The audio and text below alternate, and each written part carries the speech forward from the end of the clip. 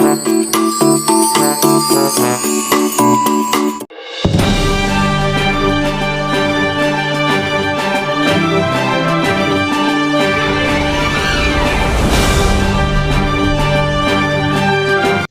अज्ञात अपराधी जो है मोटरसाइकिल से आए हुए थे और गोली मार करके हत्या की गई थी। तो इसके बाद एसआईटी बनाई गई थी। एसडीपीओ रोसड़ा श्रवण कुमार के नेतृत्व में एसआईटी कार्य कर रही थी और सीआई रोसड़ा जो है सुनील कुमार और एसएचओ रोसड़ा और एसएचओ शिवाजी नगर, ये 4 लोगों ने इस घटना में, और डीआईयू से अरविंद कुमार, 5 लोगों ने इस घटना का उद्भेदन किया है। जैसे ये घटना हुई उसके बाद परिवारजन, जो मृतक के परिजन थे, वो तुरंत अपने ही गांव के दूसरे समुदाय के लोगों पर आरोप लगा रहे थे और लॉ एंड ऑर्डर की स्थिति भी वहाँ पर उत्पन्न हुई थी। कुछ लोगों को घर में घेर करके और मारपीट करने का प्रयास किया गया था, लेकिन जब तक पुलिस वहाँ पहुँच गई थी तो वो सफल नहीं हो पाए थे। तो कुछ जो वहाँ गांव में 2-3 समुदाय रहते हैं, तो एक समुदाय के लोगों को घेर करके मारने का प्रयास किया जा रहा था, लेकिन पुलिस जब पहुँच गई थी तो बहुत अच्छा कार्य करते हुए उन सब लोगों को अच्छे से रेस्क्यू किया गया था और परिजनों का जो आक्रोश था उसको शांत कराया गया था कि इसका इन्वेस्टिगेशन होगा, डिटेक्शन होगा और जो अपराधी है उसको जेल भेजा जाएगा, और एसआईटी बनाने की बात उन तक पहुंचा दी गई थी। इस आश्वासन में उन लोगों के द्वारा बॉडी को हटाया गया और जो दूसरे समुदाय के लोग थे उनके घरों पर हमला नहीं किया गया था और फिर आगे बॉडी को डिस्पोजल कराया गया और हम लोगों ने अनुसंधान प्रारंभ किया था। एसडीपीओ रोसड़ा ने अनुसंधान इसका किया है पूरा और घटना का खुलासा भी किया है। जो एफआईआर में जो चूँकि एफआईआर नेम्ड थी, हम लोग जान रहे थे कि अज्ञात अपराधी या घटनास्थल पर कोई नहीं था, सिर्फ मृतक थे और 2 अपराधी थे। काकरघाट के पास अनजान सुनसान जगह पर गोली मारी गई थी, लेकिन फिर भी परिजनों को जिस पर शक संदेह था उनका नाम दिया था। गांव के ही करीब 12 लोगों का नाम दिया था, उसी गांव के थे। और जो घटना का कारण परिजन ने बताया था वो ये था कि लड़का लड़की का एक मैटर हुआ था। एक लड़की एक लड़के के साथ कुछ दिन पहले भागी थी। 2 अलग अलग समुदाय थे। मृतक जिस समुदाय थे उससे उस समुदाय के लोग थे और दूसरे समुदाय के लोग थे, जिन पर दोनों समुदायों के बीच में लड़का लड़की का मामला हुआ था, जिसको लेकर के मृतक के परिजनों का आरोप था कि दूसरे समुदाय के लोगों ने इनको आकर के मारा है।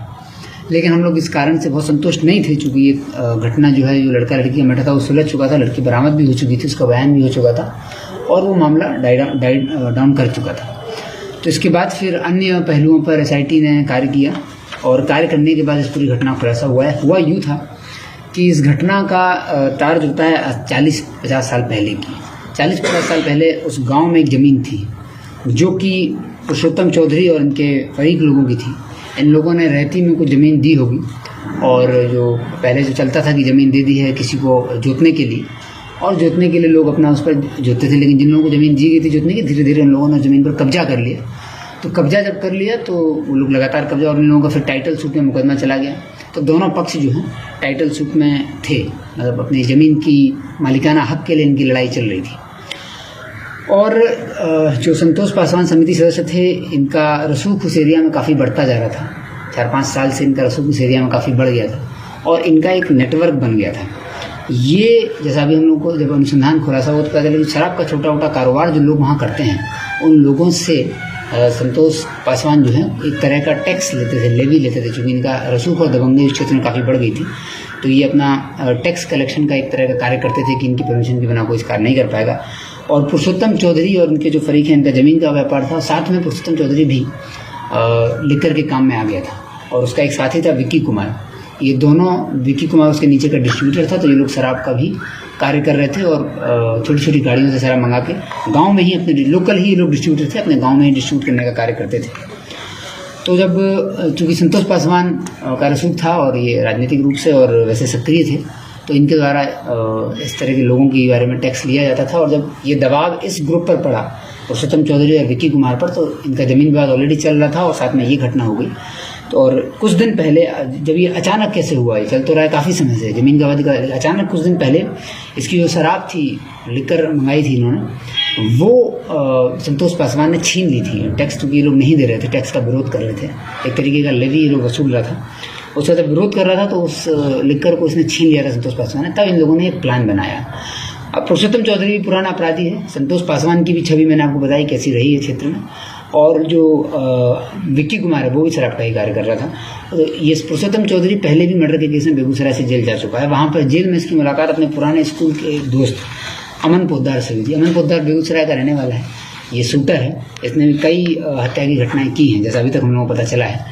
और इसने लाइनअप किया विक्की कुमार के साथ, और पुरुषोत्तम चौधरी और अमन पोद्दार जो हैं ये स्कूल में 1 साल ऊपर नीचे के आसपास पढ़ाई करते थे। तो ये स्कूल फ्रेंड थे और जेल में भी ये लोग साथ में रह चुके थे। तो इन लोगों ने, पुरुषोत्तम चौधरी ने जब इस घटना को प्लानिंग करने की योजना विक्की के साथ बनाई तो पुरुषोत्तम चौधरी को बुलाया और पुरुषोत्तम चौधरी और विक्की को इस शूट आउट करने का और एक तरीके से योजना दी गई।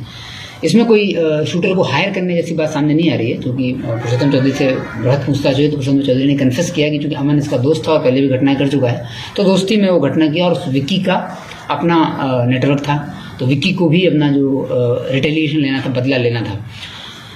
उसके बाद इन लोगों ने घटना की प्लानिंग की और 1 दिन पहले घटना की रेकी की। मृतक की जो है वो मेडिकल की एक दुकान भी थी और रोसड़ा प्राय आना जाना मृतक करते थे। तो काकरघाट के जो पुल है वहीं पर ही इन लोगों ने 1 दिन पहले रेकी की और उनके आने जाने का टाइम देखा। और जिस दिन घटना हुई उस दिन पुरुषोत्तम चौधरी, मृतक जिस रोड से निकले उसी रोड से पुरुषोत्तम चौधरी भी निकला और उसने फ़ोन करके सूचना भी दी इन लोगों को, लोकेशन दिया।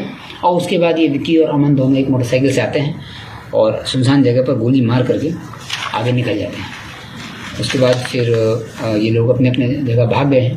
लेकिन हम लोगों ने जब टेक्निकल अनुसंधान किया और परिवार ने जो नाम दिया था जिन लोगों का, वो सभी लोग निर्दोष हैं। उन सब लोगों का हत्या से कोई लेना देना नहीं है।